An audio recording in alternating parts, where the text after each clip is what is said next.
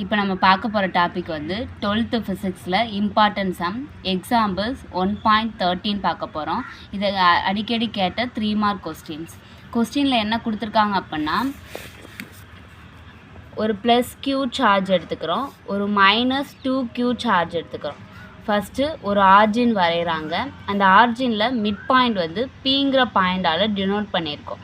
அந்த பிங்கிற பாயிண்டில் இருந்து எக்ஸுங்கிற டிஸ்டன்ஸில் ப்ளஸ் q சார்ஜையும் -2qங்கிற சார்ஜையும் ப்ளேஸ் பண்ணுறோம்.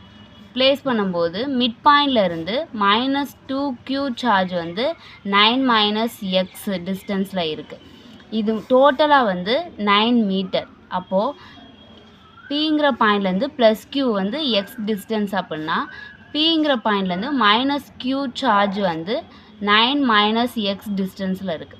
இப்போது நம்ம கண்டுபிடிக்கக்கூடிய வேல்யூ வந்து இந்த எக்ஸோட வேல்யூ வந்து நம்ம என்ன செய்ய போகிறோம் அப்படின்னா கண்டுபிடிக்க போகிறோம்.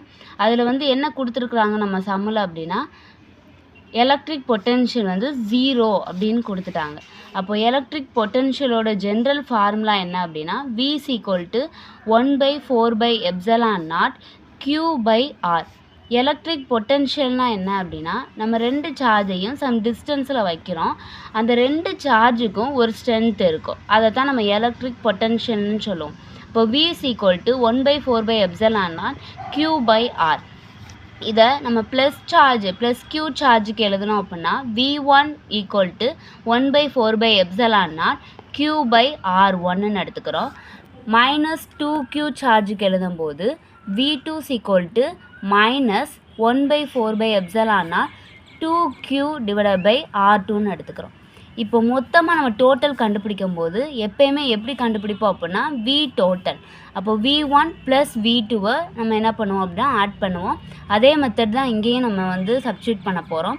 V டோட்டல் = இது வந்து பொதுவாக உள்ளது, அதனால் வெளியில் எடுத்துக்கிறோம். 1/4πε0 மிச்சம் இருக்கிறத ப்ராக்கெட்டில் எழுதுவோம். Q/x - 2q/9 - x. இங்கே நம்ம கணக்கில் என்ன கொடுத்துருக்குறாங்க, எலக்ட்ரிக் பொட்டென்ஷியல் வந்து 0 அப்படின்னு கொடுத்துட்டாங்க.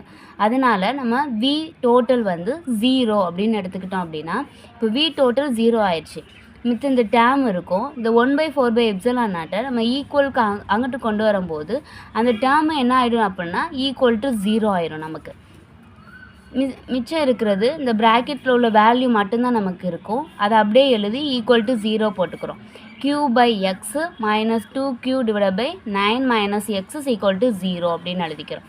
அடுத்தது பாருங்கள், இந்த மைனஸை வந்து இந்த சைடு கொண்டு ஈக்குவல்ட்டுக்கு இந்த சைடு கொண்டு வரும்போது இந்த மைனஸ் டேம் என்ன ஆகிடும், நமக்கு ப்ளஸ் ஆகிடும். அதனால் q/x = 2q/9 - xன்னு கண்டுபிடிக்கிறோம். இப்போ இந்த க்யூவும் என்ன ஆகிடும் அப்படின்னா நமக்கு கேன்சல் ஆகிடும்.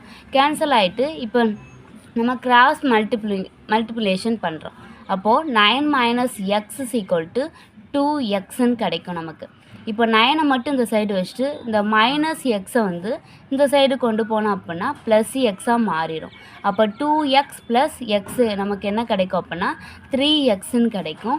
இந்த 3x வந்து நமக்கு இன்ட்டில் இருக்குது, அதனால் இந்த சைடு கொண்டு வரும்போது 9/3 அப்படின்னு கிடைக்கும். இப்போ நம்ம அடி கொடுக்கும்போது 3ஆக மாறிடும். அப்போ x = 3 நமக்கு வேல்யூ கிடைக்கும். இங்கே டிஸ்டன்ஸ் தான் நம்ம கண்டுபிடிக்கிறோம். இந்த பிங்கிற பாயிண்ட்லேருந்து ப்ளஸ் q சார்ஜுக்குரிய டிஸ்டன்ஸ் தான் நம்ம கண்டுபிடிக்கிறோம். அதனால் இங்கே SI யூனிட் வந்து டிஸ்டன்ஸுக்கு மீட்டர். அதனால் x = 3 மீட்டர்னு எழுதுகிறோம். தேங்க்யூ.